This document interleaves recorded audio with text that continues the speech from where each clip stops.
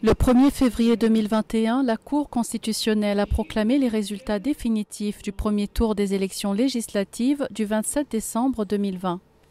22 candidats, dont 2 femmes, ont été déclarés définitivement élus au premier tour sur l'ensemble des 140 sièges à pourvoir et 10 candidates sont qualifiées pour le second tour des élections législatives qui se tiendront dans quelques jours.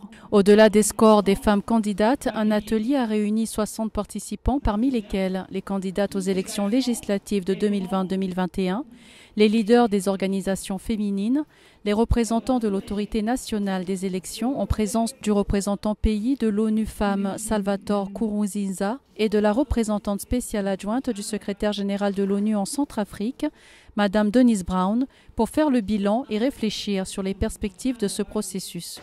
Après le premier scrutin, nous pensons qu'il est très important qu'on puisse se réunir avec toutes les femmes leaders, les femmes candidates, les femmes qui ont passé pour le premier tour, les femmes qui n'ont pas pu faire campagne compte tenu de l'insécurité qui prévalait au moment de campagne, pour entendre leur voix, pour entendre qu'est-ce qui a marché, qu'est-ce qui n'a pas marché, pour que les partiels qui vont avoir lieu au mois de mars et le deuxième tour qui va avoir lieu au mois de mai, nous puissions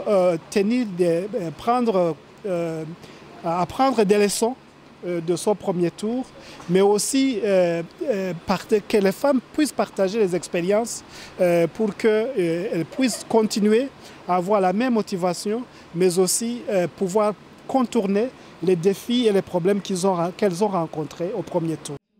La MINUSCA est toujours présente auprès du gouvernement centrafricain dans toutes les phases et instances du processus électoral.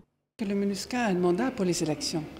Un mandat d'appuyer la préparation des élections présidentielles et législatives. Donc le mandat n'est pas du tout fini.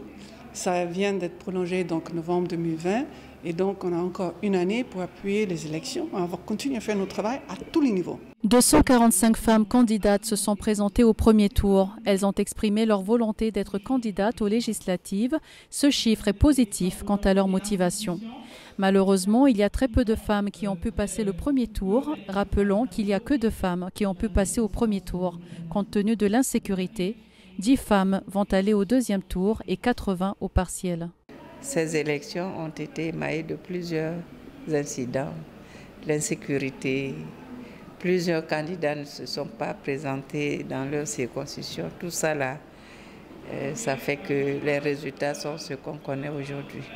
Selon les responsables de l'ONU Femmes, il y a toujours un espoir pour remonter le pourcentage au deuxième tour et au partiel afin d'atteindre l'objectif minimum de 35% établi par la loi sur la parité à l'Assemblée nationale.